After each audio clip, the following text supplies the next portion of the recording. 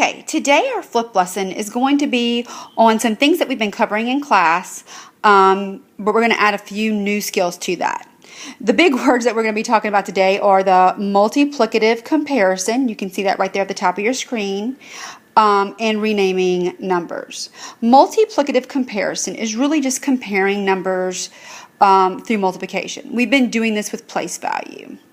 Renaming numbers is just calling numbers by another name, using units instead of expanded or standard form. So we're going to talk about that too. And you'll be able to see this when we get a little bit closer. So let's start just with some working out of some problems. So let's go ahead and work out number 1, which you already have, so you can do this with me.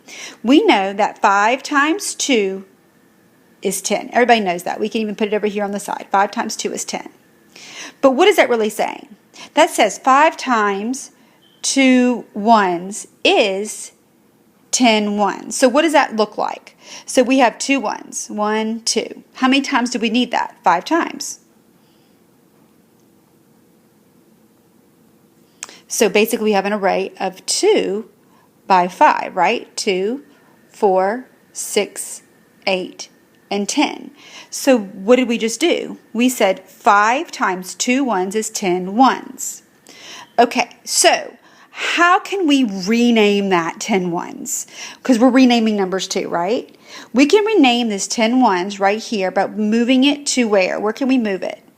If this is a place value chart, right, we can move it here to the tens place, right? So that's saying the same as 110. Now why? Why can we say that 10 ones is 110? Well, because we know that whenever you have 10 in a place value column, whenever there's 10 in a place value column, that you can move it to the next place value. Now, how would we say that? What would be the multiplicative comparison? We would say 110 is 10 times, here we go, as many as 1 1. Basically, that's a fancy way for saying that it takes 10 ones to make 110, which we kind of already knew, right? So what I'm going to go ahead and do is I'm going to go ahead and erase what I have up here, and we are now going to move on to the next problem. The next problem is going to be 5 times 20. Now, we already know what 5 times 2 is. 5 times 2 and 5 times 20 is a lot alike because we've just done 5 times 2. So we're going to look at that as a basic fact. So let's go ahead and look at that as a basic fact. What's 5 times 2? We know 5 times 2 is 10. But now look at 20. What is 20? 20 is not ones, right? It's 2 tens. So let's see what 2 tens looks like. We would have our place value chart right here. And we would have 2 tens right there. Here's our ones. Here's our tens. How many times are we going to have those 2 tens? 5 times. 1, 2, 3, 4, 5, 6, 7, 8, 9, 10. 1, 2, 4, 6, 8. Oh, I think I did 1 too many. Let me erase that. 2, 3, 4, 5. Yep, that's right. I have it 5 now. So basically the same thing we just did with problem number 1. But instead of now it being ones, each of these is worth 10 of these. Correct? So if we were to count by tens, how many do we have? Well, we have 20, 40, 60, 80, and 100. Because 10 is 10 times more than a 1. So what did we do? How can we do this in a simpler way without using a chart? Well, what's your basic fact? Your basic fact here is 5 times 2. What does 5 times 2 equal? It equals 10. Well, how many zeros are in the number 20? 1. You add that here. So your answer here is going to be 100. 5 times 2 is 100. Now, if I want to move that over to the next place, which is going to be what? What would the next place be? It would be 100's place, right? Well, how many 10s make 100? 10 10s make 100. So, 5 times 2 10s is 10 10s, or we can say 100 ones, or we can say 100. We can rename this 3 different ways. Okay, so we've compared it to the ones, we've compared it to the hundreds, and we've said 5 times 210 is 110, or 100. So what's 20 times 5? 100.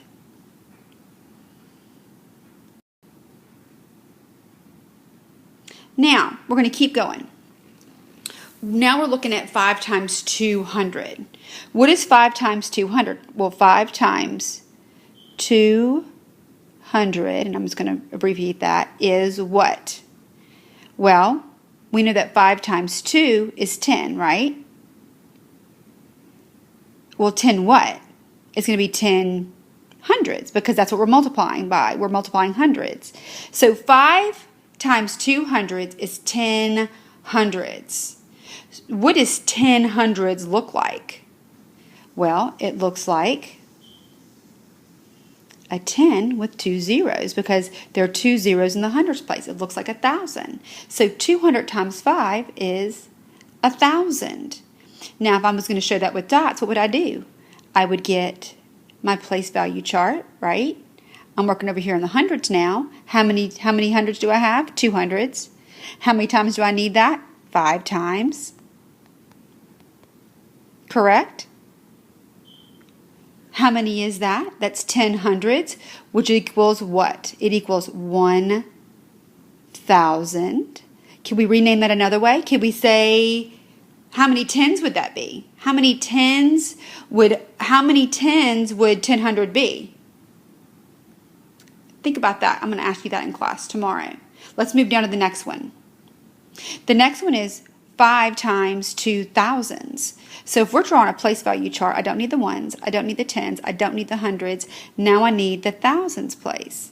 Well, I have 2 of them. How many times? 5. Well, what does that equal? We already know that 5 times 2,000 is, we already know it's 5 times 2 is 10. 10 what? 10 thousands. Right? Which our answer is 10,000. What do? We said 5 times 2 is 10. How many zeros are here? There's 3 zeros. Add those 3 zeros. So it's 10,000. Can we rename that? Can we rename 10,000? Yeah, it would be 1 10,000.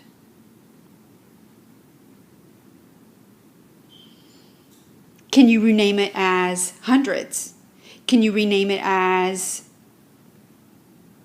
ones? I think you could.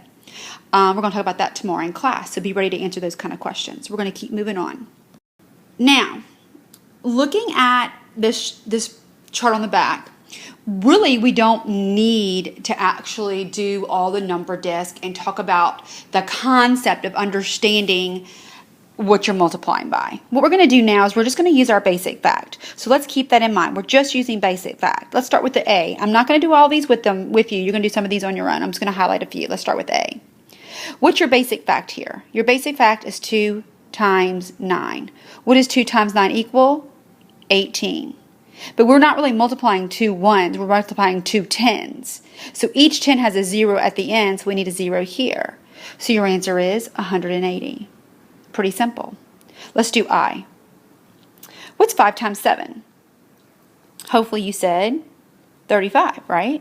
How many zeros do we need to add to that 35? 1, because there's 1 0 in 70. Let's look at G. What's 6 times 6? 6 times 6 is 36. But we're not doing 6 ones, we're doing 6 hundreds. So we need hundreds here, which is 3,600. Now, here's a tricky one, K.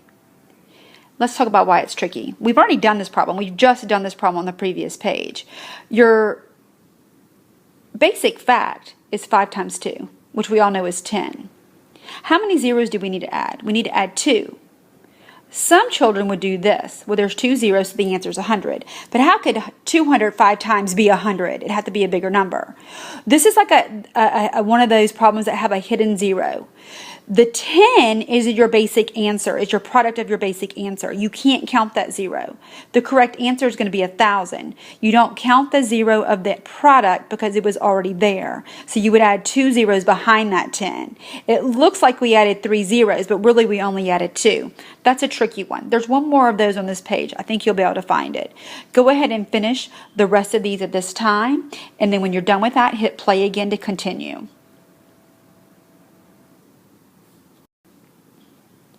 Okay, we're now working on some basic problem solving. Number 6 is super easy. I don't think you're going to need much help on this, but I'll just read the problem with you and get you started. At the school cafeteria, each student, we know on top of the word each, we put a multiplication sign or a division. It could be either way, but right now we're going to put a multiplication sign. Who ordered lunch gets 6 chicken nuggets. So we know each student gets 6. The cafeteria staff prepares enough for 300 kids. How many chicken nuggets does the cafeteria staff prepare all together? We don't know the total. We're looking for the total. So that means we have to multiply to find out what the total is. So what are we going to multiply? We're going to say 300 times 6 equals the total. You're going to go ahead and hit pause this time. Find that answer. Okay. Hopefully you said 3 times 6 is 18. You counted your 2 zeros. And you have the total of chicken nuggets is 1,800. Now let's go ahead and move on to the next problem. The next problem says, Jaylyn has 30 times as many stickers as her brother. So I'm going to go ahead and this is going to be in our way. So I'm going to go ahead and erase that real quick. So how much does Jaylyn have? Jaylyn has 30. I'm going to write that down. Times as many stickers as her brother. Her brother has 8. So Jaylyn has 30 times 8. How many stickers does she have? Go ahead and answer that at this time.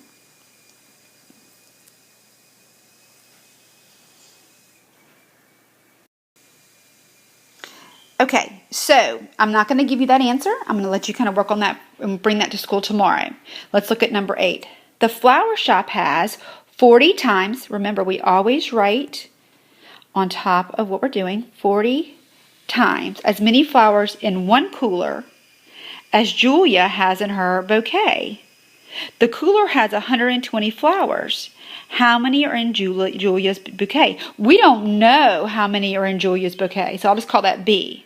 So we know that 40 times B equals 120. That's the total flowers, right, in the cooler.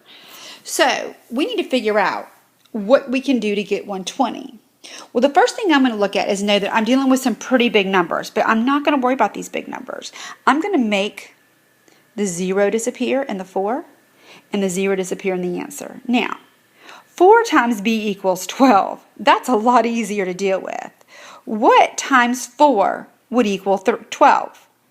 4 times what number equals 12? We know that answer.